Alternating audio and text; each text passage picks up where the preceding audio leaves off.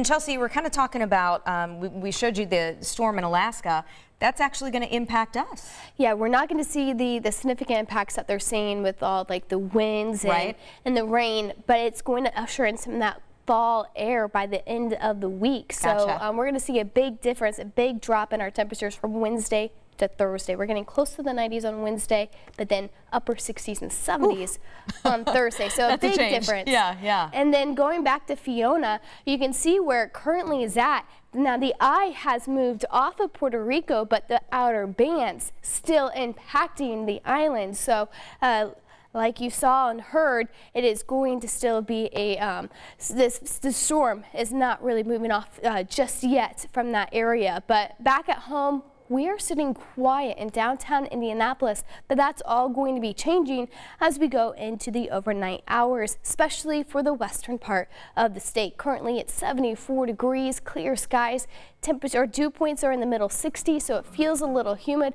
Winds are out of the south about 11 miles per hour, so that's keeping our temperatures warm this evening.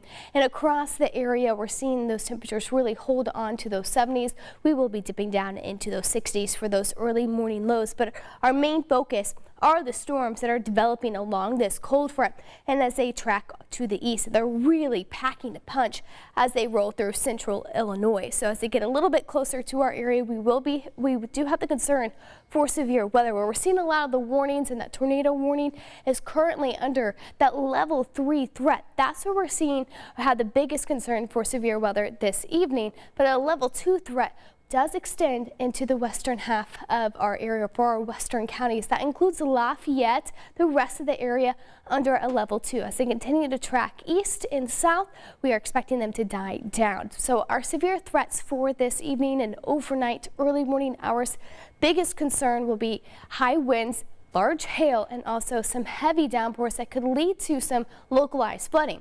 However, we can't rule out an isolated tornado where we have that level 2 threat has that concern for an isolated tornado. Again, that does include the areas like Lafayette. So putting our future track 13 into play, pausing it around 1 a.m.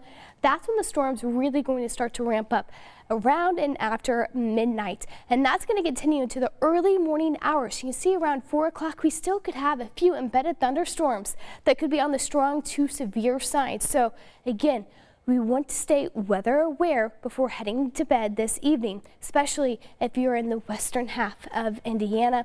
And then tomorrow morning around 7 o'clock, it's going to be a rainy and stormy start for areas south of Indianapolis, including Bloomington, possibly into Franklin. But that's going to be sliding to the south throughout the day as that cold front starts to slide to the south. Maybe an isolated shower or two during the afternoon, but high pressure system is going to draw in some of that drier air, maybe some sunshine later in the day, but we'll start off with a storm or two. By Tuesday, a warm front though is going to lift back through the area, so we're going to be in the warm sector. That's why we're expecting those warmer temperatures on Tuesday and Wednesday, but by Wednesday evening, a cold front is going to be sliding through our area, ushering that much cooler air for the first day of fall. So 7-day forecast.